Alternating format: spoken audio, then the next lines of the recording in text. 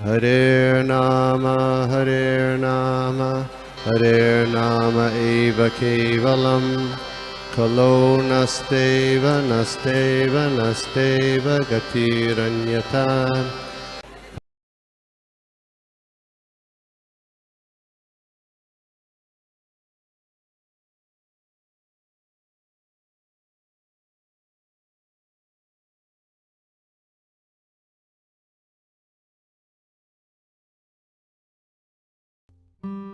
हरे कृष्णा। सभी भक्तों को के चरणों में मेरा दंडवत प्रणाम स्वीकार करें।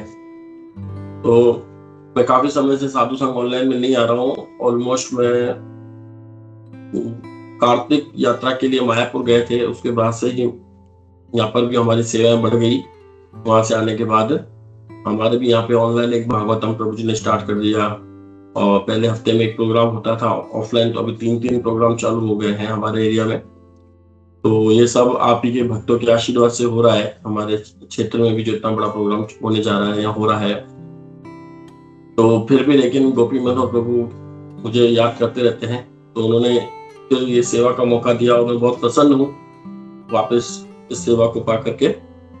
तो आज जो मुझे सेवा दी गई है वो श्लोक संख्या 33 यानी कि स्कंद 3 अध्याय 16 और श्लोक संख्या 33, 34 और 35। तो इसमें हम चर्चा करेंगे आज। तो 33 नंबर श्लोक है, तो तू गिर्वाणा ऋषभो दुस्तरा हरि लोकतः हत श्रियो ब्रह्मा शपात अभूताम गित विस्मयो।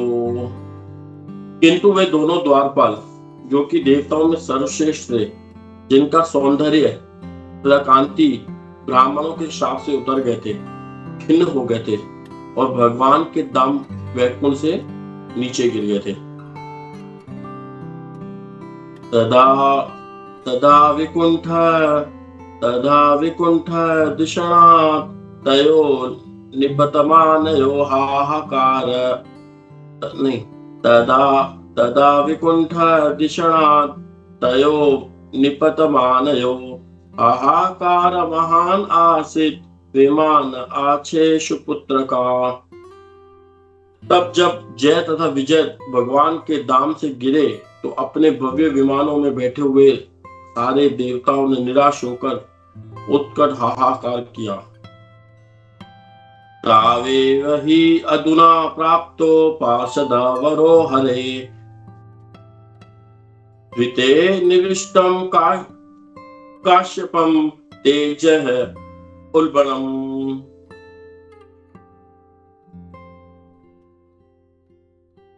ब्रह्मा जी ने आगे कहा, भगवान के उन 2 प्रमुख द्वारपालों ने अब दिति के गर्भ में प्रवेश किया और कश्यप मुनि के बलशाली वीर्य से वे आवृत हो चुके हैं। तात्पर्य वह श्लोक का जय श्लोक ये थोड़ा सा पढ़ लेते हैं, छोटा सा ये तात्पर्य। यहाँ पर यह स्पष्ट प्रमाण है कि मूलतः वैकुंठ लक्ष्य से आने वाला जीव किस तरह भौतिक तत्वों में बंदी हो जाता है। जीव पिता के उस वीर्य में शरण पाता है जो माता के गर्भ में प्रविष्ट किया जाता है, और माता के पायसीकृत डिंब की सहायता से जीव विशेष प्रकार के शरीर में बढ़ता है। इस संदर्भ में स्मरण रखना होगा कि कश्यप मुनि का मन तब व्यवस्थित नहीं था जब उन्होंने हिरण्याक्ष तथा हिरण्यकशिपु नामक दोनों पुत्रों का गर्भाधान संस्कार किया।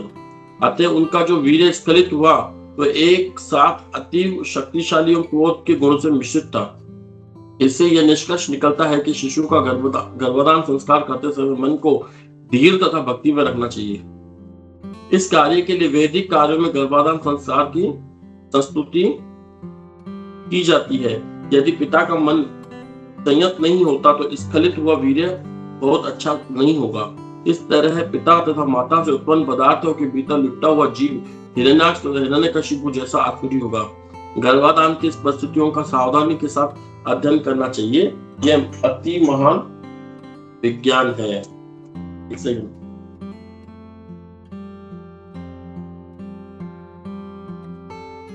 ओम ज्ञानतिमिरान्धस्य ज्ञानाञ्जनाशलाकया चक्षुरुन्मिलितं येन तस्मै श्रीगुरुवे नमः। नमो शुभाय कृष्ण पृष्ठाय भूतले श्रीमते जय पताका संरूप।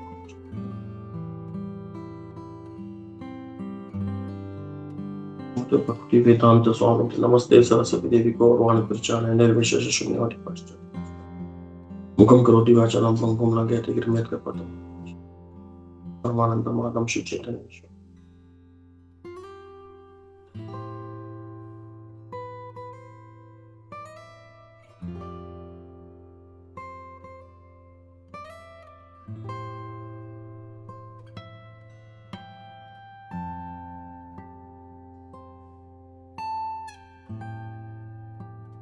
हरे कृष्णा। तो आप सभी भक्त लोग मुझे आशीर्वाद दें ताकि मैं कुछ यहाँ पर बोल पाऊं।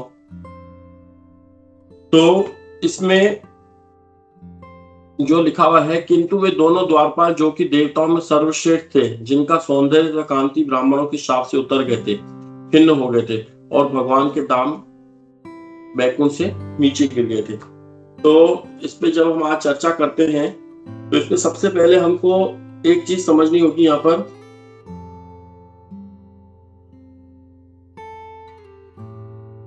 एक चीज हमें ये समझनी होगी कि ये जितनी भी बड़ी घटना हुई, जैसा कि आप सब पढ़ते हुए आ रहे हो आगे से, ये जितनी बड़ी घटना हुई इसका कारण क्या था। आप सब अगर हम बात करें, कोई भी व्यक्ति अगर बताना चाहे, कोई भक्त अगर बताना चाहे, इसमें बता सकता है कि जो ये इतनी बड़ी घटना घटी, इसके मुख्य कारण क्या था, कि किस वजह से ये दो द्वारपाल ऊपर से गिरे और किस मतलब क्या मतलब इसका मुख्य कारण क्या था। अगर कोई भी भक्त यहाँ पे शेयर करना चाहे तो आदान प्रदान होता रहेगा।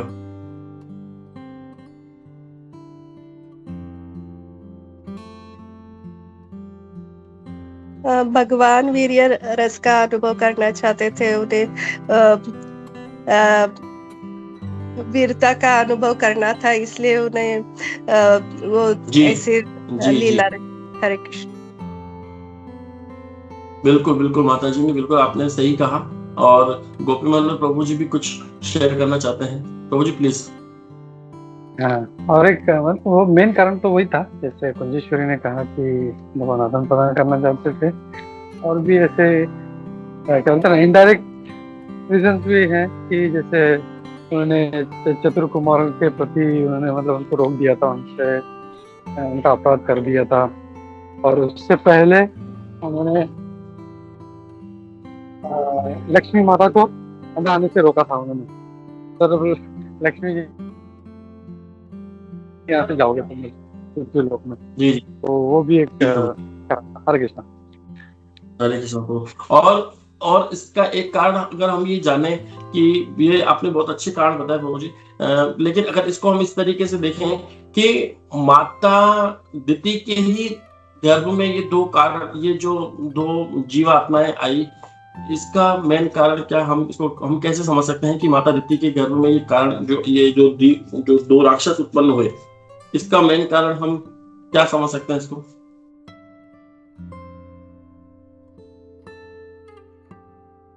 गलत समय पे गर्भ धारण किया था। गलत समय पे गर्भ धारण किया, और जिसके परिणाम उन्होंने संध्या के समय, जो हमने काफी चर्चा इससे पहले चली रही थी, जब मैं इस आपके साधु संघ ऑनलाइन में था कार्तिक महीने से पहले, तब इस पे यही चर्चाएं चलती थी और काफी अच्छे अच्छे पॉइंट्स भी निकल करके आए थे। तो राधा कुंज महाराज जी का भी पॉइंट्स निकल के आया था कि वो किसी भक्ति के घर पे गए थे, तो वहां पे यंग सी लड़की थी, उनकी पुत्री थी, जो वो सोती रहती थी, तो महाराज ने कहा था इसका अच्छा नहीं रहेगा। ये भी है। और अगर हम प्रभु जी आपके भगवत गीता का 5.22 नंबर जो श्लोक आप शेयर कर सकते हो क्या इसमें। जी एक मिनट प्लीज प्रभु जी।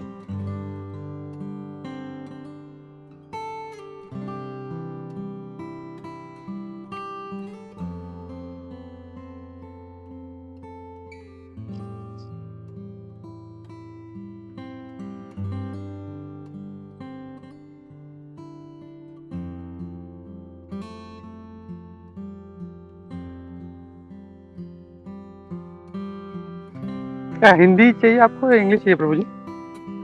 प्रभु जी हम तो कम पढ़े लिखे हैं, हिंदी सही रहेगी हमारे लिए। एक मिनट मेरे पास है प्रभु जी हिंदी में, अगर आप इंग्लिश में जो लोग बस एक सेकंड लगेगा।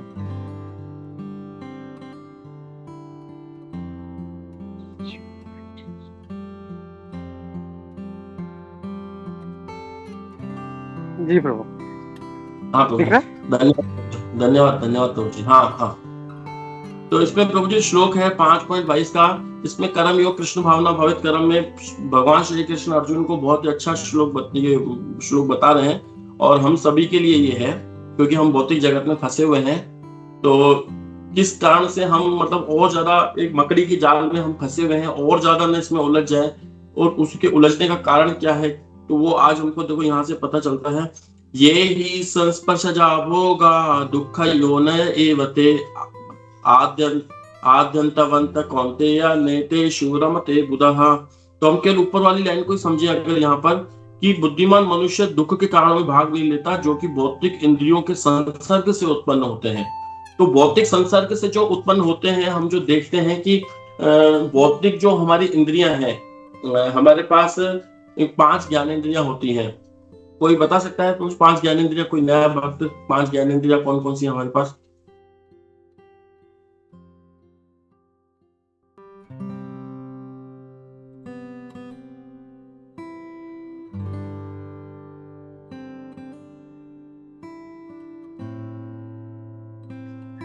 क्या इतने सारे भक्त हैं, कोई भी?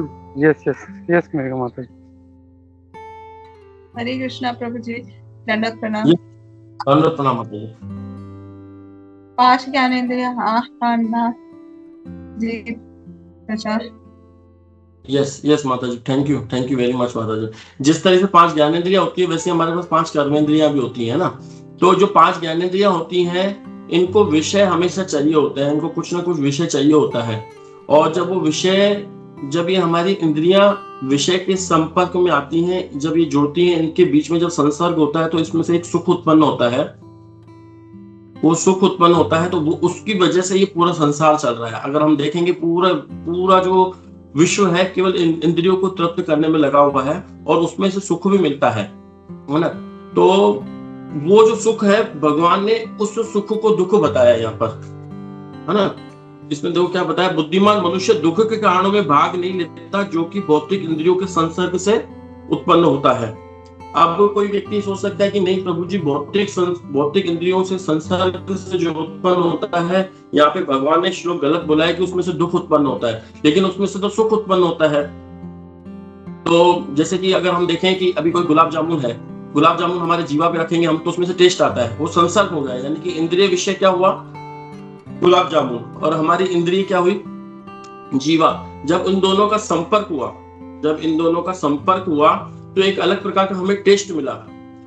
तो उस टेस्ट को, हमको तो टेस्ट मिला, हमको तो उससे सुख मिला, लेकिन भगवान उसको दुख बता रहे हैं। बुद्धिमान मनुष्य दुख के कारणों में भाग नहीं लेता, जो कि भौतिक इंद्रियों के संसर्ग से उत्पन्न होता है ना। अब कोई व्यक्ति बोलेगा ये कैसा है, तो हम देखते हैं कि जैसे, और ये आद्यवंत होता है। आद्यवंत मतलब आते हैं और जाते हैं। ये जो आता है और जाता है, वो दुख का कारण होता है। क्योंकि हमारे जीवन में जब भी कोई व्यक्ति आता है, जब भी कोई यंग लड़की के या यंग बॉय हो और यंग लड़की हो, एक दूसरे के जीवन में आते हैं और चले जाते हैं, तो ये दुख का कारण होता है। क्योंकि जिस दिन वो हमारे जीवन में आ गए और वो जिस दिन जाएंगे, तो हमारे दुख का कारण रहेगा ही रहेगा। एक ये भी कारण है। अगर हम देखें कि फुल गर्मी हो रही है, अगर हम देखें कि फुल गर्मी है और हमने एसी चालू कर रखी है, तो वो एसी से जो ठंडी ठंडी हवा आ रही है और हमारे त्वचा को जो हमारी लग रही है, तो हमें बहुत सुख मिल रहा है। लेकिन मान लो कि अगर वो लाइट चले जाए, इलेक्ट्रिसिटी कट जाए किसी कारण से, तो वो आना बंद हो जाएगा हवा, और हमको गर्मी लगेगी, तो वही हमारे दुख का कारण हो जाएगा। पहले हमें सुख मिल रहा था, लेकिन अब दुख मिल रहा था। लेकिन अगर इसके हम कॉज में जाएं, तो देखें कि ये जितने भी हमें इंद्रियों से जो सुख मिलते हैं, ये आगे जाकर के एक बहुत बड़ी बीमारी उत्पन्न करते हैं। जैसा कि हम कलयुग में देख रहे हैं कि आए दिन लोगों को ब्लड प्रेशर की, डायबिटीज की प्रॉब्लम हो रही है। जो लोग बड़े बड़े शहरों में रहते हैं, जो 24 घंटे एसी में रहते हैं, तो उन्हें जुकाम, एलर्जी की प्रॉब्लम सी रहने लग गई है। प्राकृतिक कहीं रहता नहीं है। तो वैसे हम देखें, माता दिति बहुत ज्यादा काम से ज्यादा पीड़ित हो रही थी, अगर हम देखें तो। और उसने जब काम से जब पीड़ित थी, तो वो उस आनंद को उठाना चाहती थी, उस सुख को लेना चाह रही थी, जिससे जो आगे जाके दुख का कारण बन रहा था इतना। अगर हम देखें कि एक छोटा सा सुख व्यक्ति को कितने बड़े मुसीबत में डाल सकता है। हमने देखा इसको कि किस तरीके से वो आधे घंटे का सुख या जो 1 घंटे का सुख है जो इंद्रिय भोग का रहता है, इससे ज्यादा क्या कोई व्यक्ति आधे घंटे 1 घंटे से ज्यादा क्या वो व्यक्ति सुख भोग पाएगा इसमें। और हम सोचें कि आज प्रभु जी ऐसे क्यों बातें कर रहे हैं, क्योंकि हमारा जीवन इसी के इर्द गिर्द रहता है। इससे फिर हम खुल के बात नहीं करें। हमारा जीवन इसी के इर्द गिर्द में रहता है। हमारे 4 नियमों का जो अगर हम देखें कि 4 नियम जो है हमारे, वो 4 नियमों का हम पालन करते हैं। लेकिन अगर हम देखें जो पिछले जन्म में हम क्या थे, पिछले जन्म में हम मान लो कि बंदर भी रहे हो, मान लो अगर हम पिछले जन्म में बंदर भी रहे हो, तो हो सकता है कि हमने मांसाहार नहीं किया होगा, क्योंकि बंदर मांसाहार नहीं करता है। मांसाहार वो कभी शराब भी नहीं पीता है बंदर। और एक उदाहरण के लिए लिया है बंदर मैंने, और भी कोई भी जीव को अगर आप ले लोगे तो वो शराब भी नहीं पीता है। लेकिन पिछले योनियों में अगर हम देखें और आने वाली योनियों में अगर हम देखें, तो इसमें जो ये संभोग की जो वासना है, ये बहुत बड़ी, सब ये एक इंसान के, एक व्यक्ति के अंदर रहेगी, क्योंकि वो जिस भी योनि से आया है ना, उसमें वो चीज को करके आया है। हो सकता है कि बंदर योनि से या गाय योनि से जब वो आया हो, तो हो सकता है कि उसने मांस नहीं खाया हो, है ना, और चीजें नहीं की हो, लेकिन ये चीज तो उसने की होगी। तो ये हमारे अंदर कूट के भरा हुआ है। और यही हमारे शिला प्रभुपाद जी बताते हैं कि इस संसार में बंधन, जो सबसे बड़ा बंधन का कारण, वो यही चीज है, और हम इसी से खेल रहे हैं। तो इन चीजों से हमें ऊपर उठना पड़ेगा। और शास्त्रों में इतने बड़े बड़े उदाहरण है। मैं ये नहीं कहूंगा माता दिति की गर्भ में जो ये 2 आए कि उनके इंद्र तृप्ति की वजह से है, लेकिन भगवान श्री कृष्ण लीलाएं करते हैं हम जैसे बद आत्माओं को दिखाने के लिए। यानी कि देखो, माता दिति, भगवान श्री कृष्ण की उधर ये इच्छा थी कि मैं किसी के साथ अपना वीर्य रस का वो करूं और इन 2 द्वारपालों को मैं नीचे भेजूं। और हकीकत में जो भी व्यक्ति कॉम्पिटिटर के साथ जो बराबर का कॉम्पिटिटर होता है, चाहे गेम में हो चाहे स्पोर्ट्स में हो, तो उसी में उसको आनंद आता है। अब भगवान श्री कृष्ण के मन में भी आया होगा जरूर कि 2-4 हो जाए किसी के साथ। अब नीचे तो सब हम दुष्ट, मतलब ऐसे कनिष्ठ जीव हैं, इनके साथ तो भगवान अगर हम साथ लीला करेंगे भी तो एक में हमको चित्त कर देंगे तो भगवान को आनंद नहीं आएगा। तो भगवान स्पेशली ऊपर से उन्होंने आनंद को उन 2 द्वारपालों को भेजा। तो हम देखते हैं कि माता दिति ने भगवान की वो इच्छा पूरी करने के लिए इतना बड़ा उन्होंने मतलब किया। तो ये एक भगवान की लीला है, भगवान के पार्षद हैं जो हमको दिखाने के लिए करते हैं। कभी भी हमें माता दिति के बारे में ऐसा नहीं सोचना चाहिए कि उनके मन में ऐसा है, लेकिन हम इन चीजों से खेल रहे हैं। तो वो लोग करके दिखा रहे हैं कि देखो ऐसा करोगे तो ऐसा होगा।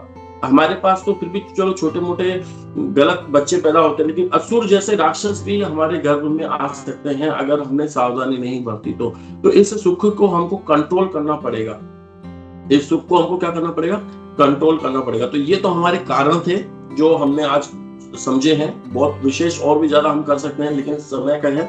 लेकिन हम पहला श्लोक जो देखें, किंतु दोनों द्वारपाल जो कि देवताओं में सर्वश्रेष्ठ थे, जिनका सौंदर्य कांति ब्राह्मणों के शाप से उतर गए थे और भगवान के दाम उनसे नीचे गिरे। तो आज हम देखेंगे कि जितने भी हमारे महाराज हैं, अगर हम शिला प्रभुपाद जी को तो हमने नहीं देखा, लेकिन हमारे महाराजों को हम देखते हैं, उनकी आज कितनी एज हो गई है, लेकिन जब भी आप उनसे मिलोगे तो उनके चेहरे पर एक भक्ति का तेज रहता है, एक भक्ति का उनका एक प्रकाश रहता है उनके चेहरे पर। आज उनके लगता नहीं है कि उनकी इतनी उम्र है। आज हम अमोघ लीला प्रभु को देखें तो लगता नहीं कि उनकी इतनी एज है, लेकिन उनके चेहरे पर एक स्पेशल तेज है। जो बाहर की दुनिया, हम तो खैर भक्त हैं तो हमको ऐसे लगता होगा कि हम इस्कॉन के डिवोटीज को फेवर करते हैं और उनका हम सोचते हैं कि नहीं ये अच्छे हैं, लेकिन जो बाहर की दुनिया जो इस्कॉन के डिवोटी नहीं है, जब उन्होंने उस चीज में निरीक्षण किया कि इनके चेहरे पर स्माइल नकली तो नहीं है, उन्होंने कई लोग बाहर के लोग होते हैं जो निरीक्षण करते हैं, उन्होंने निरीक्षण करके बताया कि मैंने जब पाया कि जो भक्तों के जो चेहरे पर एक अलग प्रकार का तेज रहता है। ये इस्कॉन के लोगों ने, इस्कॉन के बाहर के लोगों ने ये चीज बताई है कि मैंने देखा कि पहले इनकी ये जो हंसी होती है आर्टिफिशियल होती है, लेकिन नहीं। और पहले वो सोचता था कि ये ना जानबूझ करके है ना स्मार्ट और ना तेजस्वी लोगों को लेकर के आते हैं, लेकिन जब उसने निरीक्षण किया कि नहीं, ये लेके तो नॉर्मल लोगों को आते हैं, लेकिन भक्ति का प्रभाव, चैंटिंग का प्रभाव इतना होता है कि उनके चेहरे पर इतना तेज आ जाता है कि वो तेज कोई अलग प्रकार का तेज होता है, कोई आर्टिफिशियल तेज नहीं होता है वो। तो हम देखते हैं कि हमारे जितने भी बड़े बड़े महाराज हैं, जिनको आज भी अगर आप जाके देखोगे तो उनके चेहरे पर एक अलग प्रकार का तेज हमें मिलता है। तो हमको ये तेज क्यों है? क्योंकि उन्होंने बहुत सावधानी से प्रभुपाद जी की शिक्षाओं को लेकर के आगे चले हैं। कभी उन्होंने बहुत वैष्णव अपराध कभी नहीं किया। उन्होंने वैष्णव अपराध तो छोड़ो, उन्होंने कभी सामान्य जीव को भी छोड़ो, सामान्य जो चींटी चलती है ना, उसके प्रति भी वो कभी अपराध नहीं करते हैं। जैसे कि हम परम पूज्य गोपाल कृष्ण गोस्वामी महाराज के जब अभी हम सुन रहे थे, तो उन्होंने कैसा कि वो जब नहाने के लिए जा रहे थे, वहां पे चींटियां चल रही थी, तो बोला नहीं पहले उन चींटियों को हटाओ फिर मैं नहाऊंगा। इतना मतलब उनके हृदय में एक चींटी के लिए भी इतना बड़ा प्रेम था कि नहीं, वो भी अपना जीवन जी रही, मैं उसको कष्ट नहीं पहुंचाऊं। तो ठीक उसी तरीके से जब हम वैष्णव अपराध करेंगे, अगर हम हमारे बातें कर रहे हैं, तो जब हम भी किसी ब्राह्मणों का या किसी वैष्णवों का अपराध करते हैं, तो हमारे चेहरे पर से भी तेज धीरे धीरे खत्म होता जाता है। तो हमको भक्ति का तेज जो आना चाहिए वो तेज हमारे पास नहीं आ पाता। तो इसीलिए हमें, और हम देखें इस वक्त कृष्ण कॉन्शियसनेस मूवमेंट इतना बढ़ रहा है, चारों तरफ पूरे देश विदेश में बढ़ रहा है। हर किसी के मुंह पर चर्चा रहती है, ये हरे कृष्णा वाले लोग हैं, ये हरे कृष्णा वाले लोग हैं, इस्कॉन वाले लोग हैं। तो इनके मुख पर कैसे न कैसे राम का नाम, कृष्ण का नाम आ रहा है। तो यानी किसी न किसी तरीके से वो एक न एक दिन आगे जाके भक्त बनेंगे, क्योंकि चैतन्य महाप्रभु की वाणी है कि ये पूरा मूवमेंट फैलेगा, मेरा हर जगह गांव ग्राम में ये नाम तैरेगा। और किसी न किसी लोग से, दूसरे समुदाय के लोग भी आज हरे कृष्णा के नाम से, और टीवी पर भी इतना फेमस हो रहा है, सब लोग हरे कृष्णा के नाम से जानते हैं। अभी महाकुंभ मेले में भी जो हरे कृष्णा का किचन बन रहा है, इस्कॉन का किचन बन रहा है, तो उसपे इतनी सब जगह यही चर्चाएं चल रही हैं। तो सब लोग वैष्णव होते जा रहे हैं धीरे धीरे। लेकिन हो सकता है कि सबकी स्थिति अलग हो, कोई कनिष्ठ अधिकारी हो, कोई मध्यम अधिकारी हो, कोई उच्च अधिकारी हो, लेकिन धीरे धीरे सब भक्त हैं। तो हमें सारे भक्तों का जितना भी हो ना, हमें वैष्णव अपराध नहीं करना चाहिए। और वैष्णव अपराध का बचने से सबसे अच्छा उपाय यही है कि हमें सबको सम्मान देना चाहिए। इवन यहाँ तक कि हमको सबसे ज्यादा सम्मान उनको देना चाहिए जो इस्कॉन से नहीं जुड़े हुए हैं। हम इस्कॉन वालों को सम्मान देते हैं, इस्कॉन वाले भक्तों को सम्मान देते हैं, लेकिन हमें हर एक नागरिक को सम्मान देना चाहिए और ये सोचना चाहिए कि इन फ्यूचर वो भक्त बनेगा। और जब वो भक्त बनेगा तो वो हमारे को तब भी वैष्णव अपराध लगेगा, जैसे ध्रुव महाराज का लगा था। तो इसलिए हमको ब्राह्मणों और सबके अपराधों से हमें बचना चाहिए, जिससे हमारे जो भक्ति का जो तेज हमारे अंदर है वो हमारे अंदर बना रहे, जिससे हम और आगे जाके प्रचार कर सके। और अब नीचे वाले श्लोक में क्या दिखा गया कि तब जब जय तथा विजय भगवान के धाम से गिरे, तो भव्य विमानों में बैठे हुए सारे देवता निराश होकर उत्कट हाहाकार किया। देवताओं के मन में भी ये है, चाहे देवता कैसे भी हैं, देवताओं के वो खुद वहां नहीं जा सकते हैं, क्योंकि वो ऐश्वर्य को छोड़ नहीं सकते, उनके अंदर ऐश्वर्य की भाव बहुत होता है और वो मिश्रित भक्त कहलाते हैं। लेकिन फिर भी उनको पता है कि जब वैकुंठ से कोई व्यक्ति गिरता है, तो उसका बहुत बड़ा पतन होगा। मतलब जिंदगी में सबसे बड़ा नुकसान यही है कि कोई व्यक्ति कृष्ण कॉन्शियसनेस से नीचे आ जाए, कोई भगवान की सेवा से नीचे आ जाए। इससे बड़ा कोई घाटा है ही नहीं इस संसार में। तो उनको लगता है कि ये सबसे बड़े घाटे में गिरे हैं, तो वो हाहाकार मचाने लग गए, ये कैसे होगा। और उनको ये भी था कि जब कोई वो वहां से ऐसे व्यक्ति गिर रहे हैं और वो जाके नीचे राक्षस बनेंगे, फिर वो युद्ध होंगे, तो उससे बचने के लिए वो हाहाकार कर रहे थे। और फिर जब हम नीचे वाले श्लोक पे चलते हैं तो उस पर क्या लिखा रखा है हम देखें कि ब्रह्मा ने आगे कहा, भगवान के उन दो प्रमुख द्वारपालों ने अदिति के गर्भ में प्रवेश किया और कश्यप मुनि के बलशाली वीर्य से आवृत हो चुके थे। तो जब हम इसमें पढ़ेंगे तो इसमें क्या लिखा हुआ है कि मन उनका जिस वक्त वो संभोग कर रहे थे, उस वक्त मन उनका नहीं था। क्या लिखा हुआ है?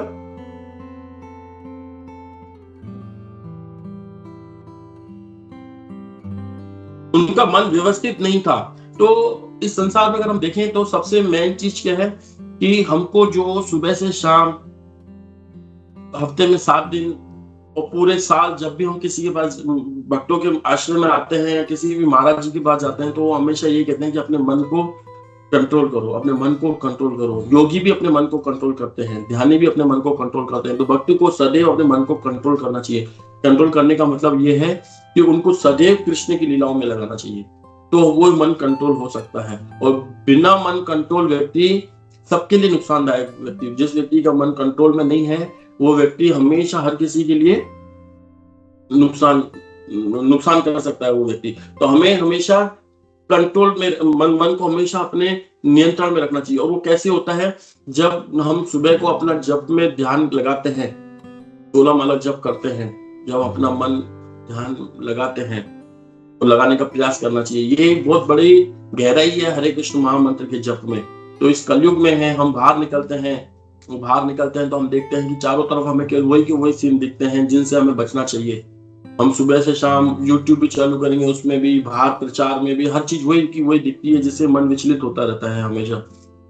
और आसपास के जो हमारे रिश्तेदार लोग होते हैं जो इस्कॉन से यहाँ जुड़े हुए नहीं है, जिनके पास अति ऐश्वर्य है, तो वो इस तरह की प्रोग्राम भी इस तरह के करते हैं जिसमें पार्टी शार्टी होती है, बिल्कुल रजोगुणी तमोगुणी टाइप के होते हैं, उसमें सब कुछ आते हैं और न चाह करके भी हमको वहां जाना पड़ता है कभी कभी, और हम देखते हैं कि हमारा मन काफी विचलित हो चुका है। तो इसीलिए ये संसार में सारी चीजें चलती रहेंगी, इनको हम नहीं रोक पाएंगे, हम अपने आप को रोक पाएंगे। तो सुबह पहले जब हम जप करते हैं 16 माला का, उसमें हमको अपने जो मन को उस नाम में लगाना चाहिए, और भगवान के नाम और भगवान में कोई अंतर नहीं है। तो इसीलिए 16 माला तो हम देखो करते ही हैं, हमको बढ़ानी भी चाहिए हमारी मालाएं, 16 की जगह 20 करनी चाहिए, 22 करनी चाहिए, 25 करनी चाहिए। तो 16 माला तो हम करेंगे ही करेंगे, क्योंकि 16 माला तो हमसे हम नहीं कर रहे, 16 माला हमसे हमारे गुरु करवा रहे हैं। क्यों करवा रहे हैं? क्योंकि उनको हम वचन देखे हैं। कल से अगर हमको हमारे गुरु महाराज बोल रहे हैं, इसको में जीबीसी निर्धारित कर दे कि चलिए 16 की जगह आपको 10 ही माला करनी है, तो कोई व्यक्ति 10 से ऊपर 16 पे आएगा नहीं। यानी कि 16 माला जो हमारी हो रही है, ये 16 माला हम नहीं कर रहे हैं, ये हमसे हमारे गुरु करवा रहे हैं, साधु करवा रहे हैं, शास्त्र हमसे करवा रहे हैं कि ये आपको करनी ही है। जब हम 16 से ऊपर कुछ माला करते हैं तो यानी कि समझो कि वो हमारा कुछ प्रेम है भगवान के प्रति, है ना।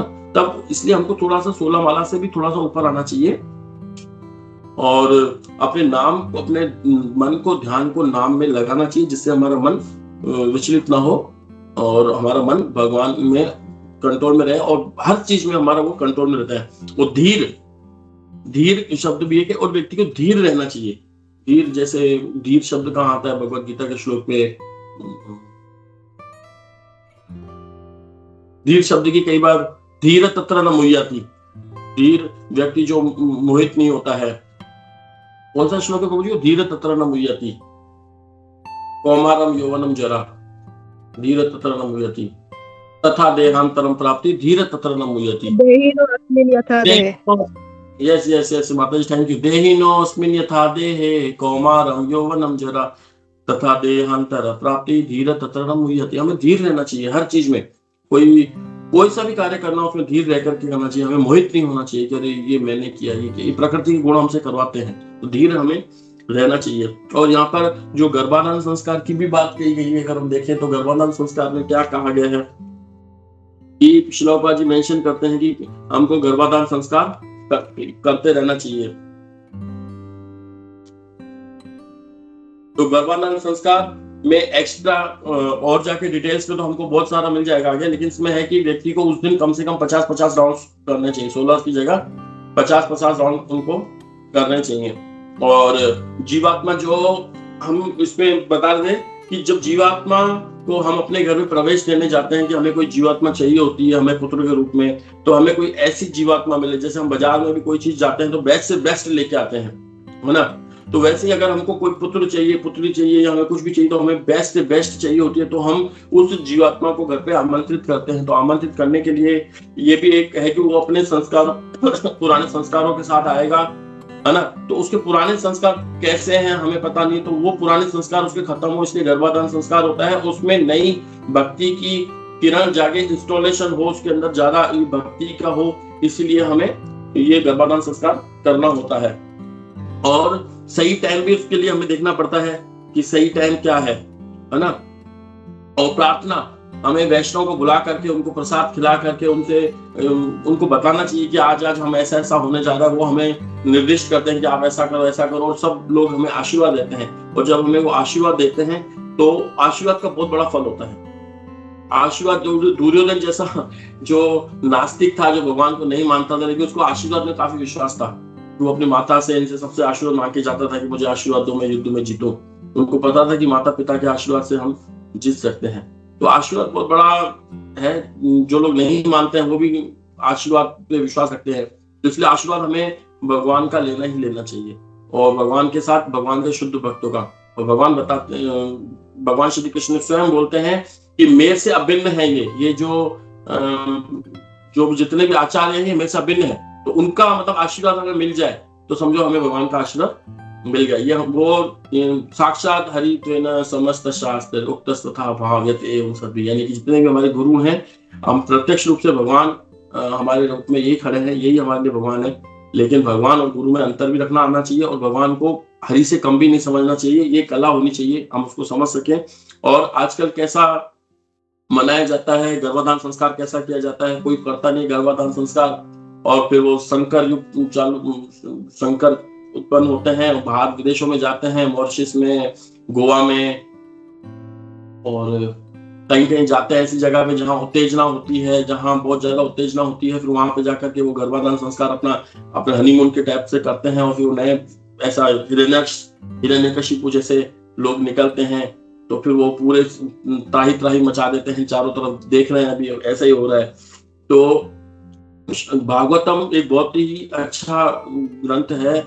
अगर हम देखें तो भक्ति को देने वाला, यानी कि मन हमारा कंट्रोल होगा नाम के जप से, और नाम के जप में रुचि आएगी जब हम भागवतम पढ़ेंगे। और भागवतम जो हम सुबह पहले पढ़ते हैं बहुत अच्छा है। तो अभी हम देखोगे सुबह पहले भागवतम, कोई व्यक्ति बोल सकता है कि सुबह पहले भागवतम नहीं पढ़ते, नहीं। श्रील प्रभुपाद जी की भगवत गीता भागवतम से कम नहीं है। उन्होंने हर एक दूसरे श्लोक के बाद भागवतम का एक श्लोक कोट किया हुआ है, हर एक दूसरे तीसरे श्लोक में भागवतम का एक श्लोक कोट किया हुआ है। तो हम सुबह पहले भी हमारा भागवतम होता है, शाम को भी हमारा भागवतम होता है, और क्या कहते हैं रात को सोते समय भी कृष्णा बुक पढ़नी चाहिए। श्रील प्रभुपाद जी मेंशन करते हैं कि रात को सोने समय हमें कृष्णा बुक पढ़नी चाहिए। और इसका एक अगर हम देखें, जो ये कामुकता है ये खत्म कैसे होगी? अगर कोई व्यक्ति बोले कि कामुकता तो बाय डिफॉल्ट खत्म कैसे होगी? अगर हम देखें कि ये जो हमारी भागवतम है, अगर इसमें देखें तो गोपियों की लीलाएं हैं, ययाति महाराज है, उसने इनसे शादी की, उसने उनके कपड़े चुरा लिए। और भी अगर हम देखोगे भागवतम में कहीं ना कहीं स्त्री और पुरुष और राजाओं का इनका ही लगा रहता है ना, कि उन्होंने उसकी सौंदर्य को देखकर उसे मोहित हो गए। और यही सारी लीलाएं जो भागवतम में लिखी गई हैं, यही लीलाएं कौन सुनाता है? एक सन्यासी हमें सुनाता है। और सुनने वाले कौन होते हैं? ब्रह्मचारी होते हैं, गृहस्थ होते हैं, जो मंदिर में बैठ करके सुनते हैं। और भगवान की ऐसी लीलाएं जो हम देखते हैं, या जितने भी राजा महाराजा हैं इसमें जो हमको दिखाए गए हैं कि भगवान श्री कृष्ण उनका माता रुक्मणी का हरण करके आ गए, है ना, उनके से शादी कर ली। फिर उसके बाद हम देखते हैं कि अर्जुन है, वो सुभद्रा महारानी को भगा के लेके जा रहे हैं, मतलब उनका अपहरण करके लेके जा रहे हैं। चाहे वो देखा जाए तो सुभद्रा महारानी उनका अपहरण कर रही है, पर देखने में बाहर से लगता है कि इनका क्या है, कि कैसी कैसी सुबह पहले भगवान के मंदिर में जाकर कैसी लीलाएं पढ़ रहे हैं कि वो उसका हरण कर रहे हैं, वो उसके माता पिता मना कर रहे हैं कि नहीं रुक्मणी की शादी वहां नहीं होगी, लेकिन भगवान आते हैं उनको उठा के ले जाते हैं। तो सुनने वाले कौन है? ब्रह्मचारी हैं, गृहस्थ हैं, जो इसको से जुड़े हुए 16 माला करते हैं, बहुत सीनियर है। और बताने वाले सन्यासी हैं। और इन सबको सुन करके हमारी जो अंदर कामना थी खत्म हो जाती है। जैसा कि एक बार यहाँ पर ही सूरत मानव प्रभु जी ने बताया था कि रावण था, वो रावण को माता सीता को उनको बहुत ज्यादा उनके पीछे उनके कामुकता आ गई थी। तो माता मंदोदरी बोलती है कि आप तो बहुत होशियार हो इन चीजों में, कि किसी का भी रूप धारण करने में, तो आप क्यों ने राम का रूप धारण करके उनके पास चले जाते हो? तो बोलते हैं कि क्या तुमको क्या लगता है कि मैंने ऐसा ट्राई नहीं किया होगा? क्या मैं तुमसे कम बुद्धिमान हूँ? ये वाली तकनीक मैंने आजमाई नहीं होगी, लेकिन मैं तकनीक आजमाता हूँ। और उस तकनीक को आजमाने के लिए मुझे क्या करना पड़ता है? जिसका मुझे रूप लेना होता है उसका ध्यान करना पड़ता है। और जब भी मैं भगवान श्री रामचंद्र का ध्यान करता हूँ तो मेरे अंदर से कामुकता ही चली जाती है, तो मैं उसके बाद जाके करूँ क्या? और जब कामुकता आती है तो मैं उसके बाद जा नहीं सकता हूँ, क्योंकि उनको श्राप लगा हुआ है। तो यानी कि भगवान का जब हम ध्यान करते हैं तो हमारे अंदर से कामुकता जाती है। भगवान की कामुकता वाली लीलाओं को भी सुनकर के हमारी कामुकता जाती है। ये बहुत बड़ा विज्ञान है। तो इसीलिए आज हम सब इन्हीं चीजों में खेल रहे हैं, सुबह से शाम, दिन रात। चाहे अगर हम यहाँ पर ऑनलाइन आकर के थोड़ा सा अपने आप को भक्त दिखाने का, मैं मेरी बात कर रहा हूँ, प्रदर्शन करें, लेकिन अंदर क्या चल रहा है सबको अगर किसी दिन पता चल जाए तो सब खत्म हो जाएगा खेल, है ना। तो इसीलिए हम जिस संसार में खेल रहे हैं ये इसी के इर्द गिर्द खेल रहे हैं, इसे बचने का प्रयास करना चाहिए और अपनी प्रॉब्लम हमें समझनी चाहिए क्या है। और भगवान श्री कृष्ण की जो भागवतम है इसको रसास्वादन करना चाहिए, इसे हमें पीना चाहिए, इसे हमें टेस्ट लेना चाहिए, रसास्वादन करना चाहिए हमें इसका, ना। तो इसी के साथ अपनी वाणी को यहाँ विराम देता हूँ। मेरे से काफी कुछ गलतियां होंगी, यहाँ पे काफी भक्त हैं जो पीछे से एडिशनल पॉइंट बताते हैं सुंदर सुंदर, तो मैं बोलूंगा कि वो भी आए, प्लीज अपने कुछ पॉइंट्स ऐड करें। हरे कृष्णा। हरे कृष्णा प्रभु जी, दंडवत प्रणाम। हरे कृष्णा सभी भक्तों को मेरा दंडवत प्रणाम। थैंक यू फॉर क्लास प्रभु जी। आपने बहुत अच्छे अच्छे पॉइंट्स जो बताए और जो कि कृष्णा कॉन्शियसनेस के लिए काफी महत्वपूर्ण है। और इसमें जो आपने ये जो सेक्सुअल डिजायर के बारे में बताया गया, किस तरह से ये हमारे बॉन्डेज का कारण होता है। तो ये हम कृष्णा बुक पढ़ रहे थे कल। तो ये जो हमारे अंदर जो ये मोड्स ऑफ मटेरियल नेचर है ना, जैसे प्रभुपाद ने बताया है कि ये जो आसमान है वो भगवान ब्राह्मण की में ऐसे कंपेयर किया गया है, और जो क्लाउड है जो सम पोर्शन ऑफ स्काई को ढक लेता है थोड़ा, तो वो हम ये छोटे छोटे लिविंग एंटिटीज हैं, और वो जो पोर्शन ढक जाता है स्काई का क्लाउड से, वो हमारा जस्ट बिकॉज ऑफ वो कंपेयर किया गया है मोड्स ऑफ मटेरियल नेचर में आना। और जब हम मोड्स ऑफ मटेरियल नेचर्स में आते हैं तो हम इस मटेरियल वर्ल्ड में रहते हैं, मतलब हमें भेजा जाता है इस मटेरियल वर्ल्ड में, और इस मटेरियल वर्ल्ड का क्या है कि हम भोग करना चाहते हैं। तो यहाँ पे ये बताया गया है कि ये जो आप क्षणिक सुख के बारे में बता रहे थे, वो क्षणिक सुख को जस्ट ये बताया गया है, वो छोटे छोटे पॉन्ड और रेवुलेट से कंपेयर किया गया है, क्योंकि वो अल्टीमेट है ना, समर में ड्राई हो जाते हैं और जब रेनी सीजन आता है तो भर जाते हैं। तो ये जो क्षणिक सुख है वो हमारा बहुत टेम्पररी है, कुछ क्षण के लिए है।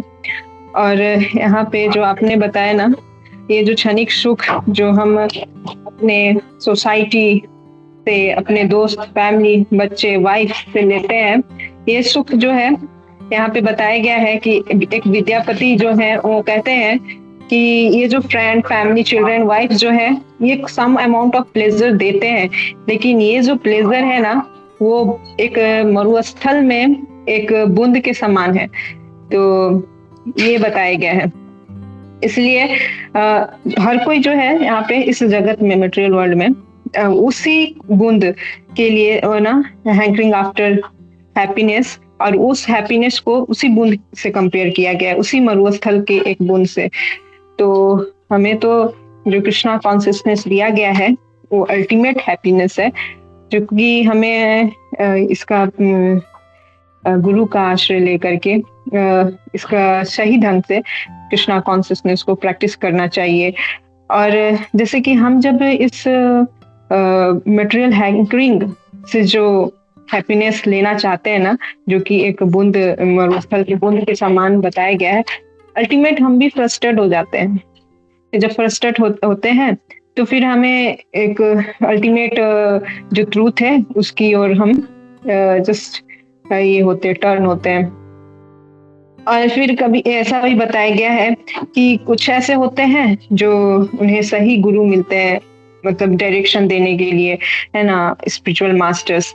लेकिन कभी कभी क्या होते हैं कि कुछ लोग हैं जो सो कॉल्ड जो स्पिरिचुअल पर्सन है उनके पास ये हो जाते हैं जिस भी कारण से। लेकिन ये हमें बताया गया है ना कि अल्टीमेट हमें जो सही आश्रय भगवान, ये गुरु का आश्रय मिलता है, वो भी हमारा कुछ पूर्व कर्मा होता है, उससे हमें एक सही गुरु मिलते हैं और उनका डायरेक्शन मिलता है। तो वही प्रभु जी, हमें हमेशा, अगर हम सही प्लेटफॉर्म में है, मतलब हम इस स्पिरिचुअलिटी का एक जो हमें सही डायरेक्शन मिल रहा है, सही हमें बोनाफाइड गुरु मिल रहे हैं, स्पिरिचुअल मास्टर्स मिल रहे हैं जो हमें डायरेक्शन दे रहे हैं, तो हमें हमेशा ग्रेटफुल होना चाहिए उन श्रील प्रभुपाद और अपने गुरु महाराज के प्रति। हरे कृष्णा प्रभु जी, दंडवत प्रणाम। थैंक यू माता जी, थैंक यू माता जी, आपका भी दीक्षा हो गया, बहुत बहुत धन्यवाद आपको। थैंक यू प्रभु जी, आप लोग की कृपा से हुआ है प्रभु जी। चलो प्रभु आपके साथ हैं, बहुत ग्रेट पर्सनैलिटी आपके साथ हैं, तो आपको कोई दिक्कत तो आएगी नहीं।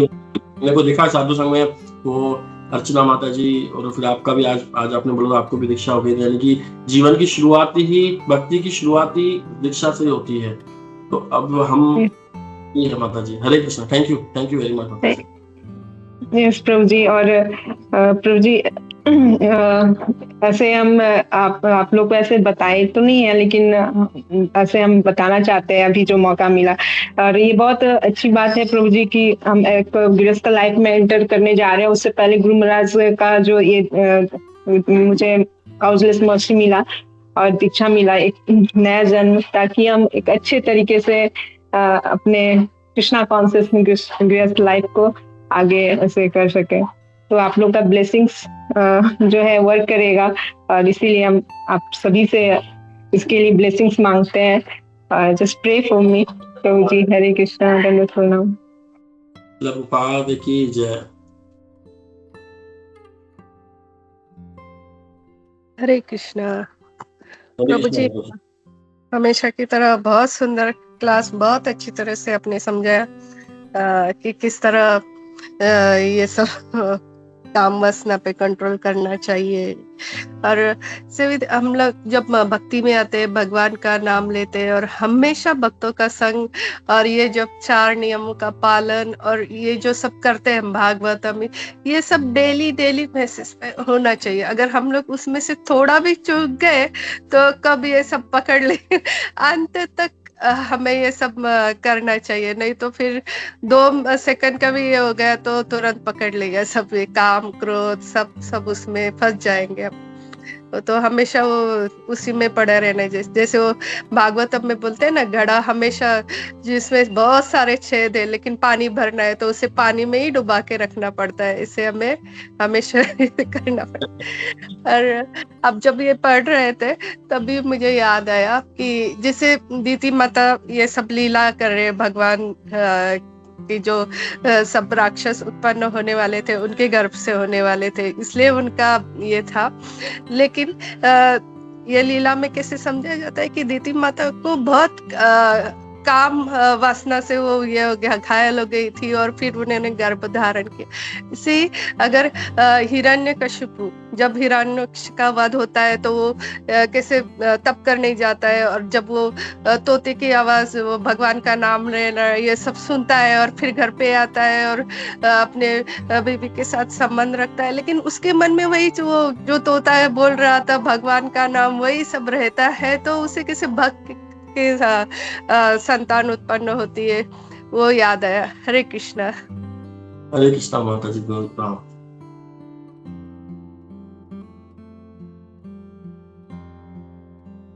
हरे कृष्णा, धन्यवाद प्रभु जी, बहुत अच्छा सत्संग था एज यूजुअल, तो थैंक यू। और बहुत सारे पॉइंट्स निकले, ऐसे ही आते रहिए प्रभु और अपना संग देते रहिए। हरे कृष्णा। हरे कृष्णा हरे कृष्णा। तो हम लोग रुकते हैं यहाँ पे। श्रीमद् भागवतम की जय, श्रील प्रभुपाद की जय, विश्वम गुरु वृंद की जय, सभी उपस्थित भक्त वृंद की जय। हरे कृष्णा।